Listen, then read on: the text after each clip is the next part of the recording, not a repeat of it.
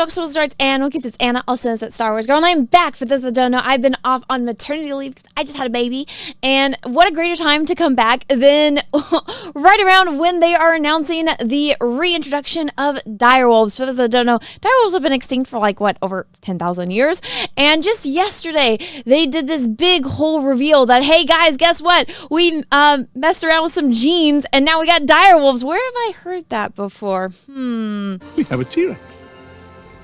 Yeah, nothing could totally go wrong with this, right? But hey, throw that skepticism aside because they are so cute. Look at the little puppies on the Iron Throne. Oh my gosh. My heart. It's like the universe knows that I have baby fever because I just had a baby and I'm like everything in my life is like revolving around babies right now. So it's like, here's some really cute direwolf puppies. Like, so cute. But so here's the Time magazine, cover with one of the direwolves. So this is Remus. He's a direwolf that the first to exist in over 10,000 years. Endangered species could be changed forever. And there it is. I also did a tweet about this because I saw these photos and I'm like, oh my gosh, I saw them. So now everyone has to spread in the cuteness. But look at them. Look at them. So these are the two brothers. There's also a female that they birthed as well, which they named Khaleesi. Very clever there.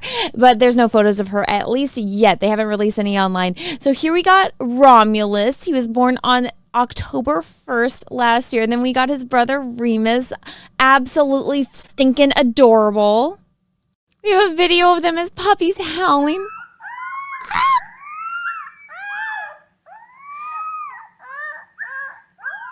Oh, my heart. Look at them. Oh, the babies. God, oh my goodness, they are so freaking cute. I absolutely love them. But like I said, about everyone that's skeptical because, there's never been movies or franchises built on, this type of idea and, bringing back extinct animals. Yeah, there's never been anything like that before. Never heard of anything like that. Again, nothing could possibly go wrong, right?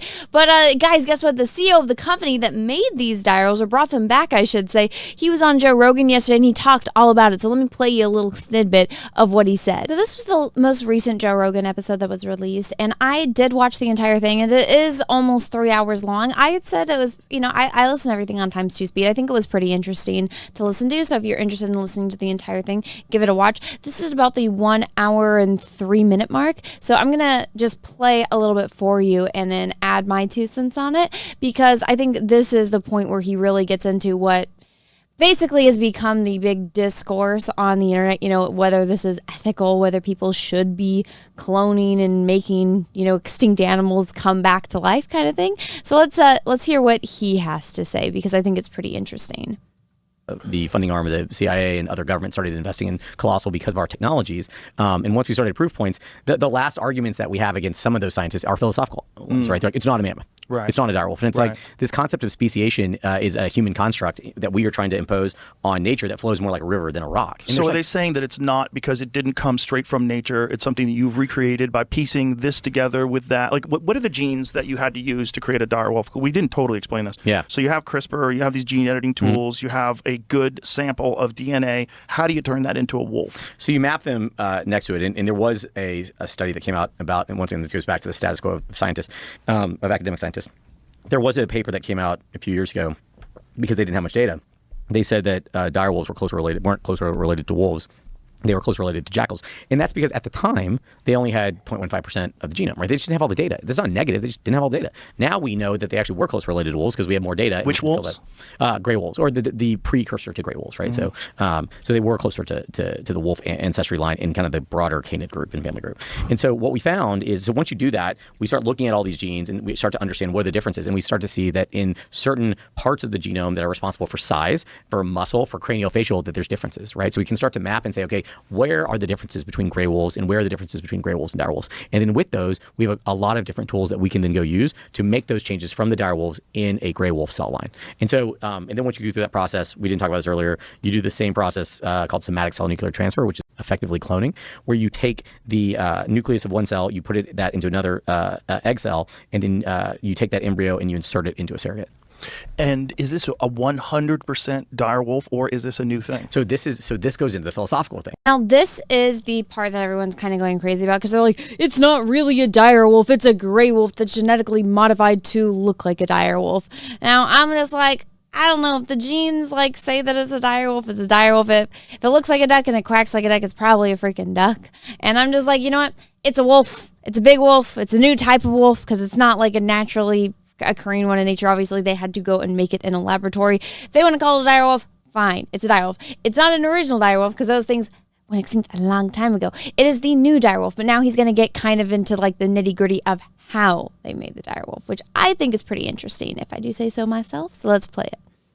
Of one cell, you put that into another egg cell, and then you take that embryo and you insert it into a surrogate.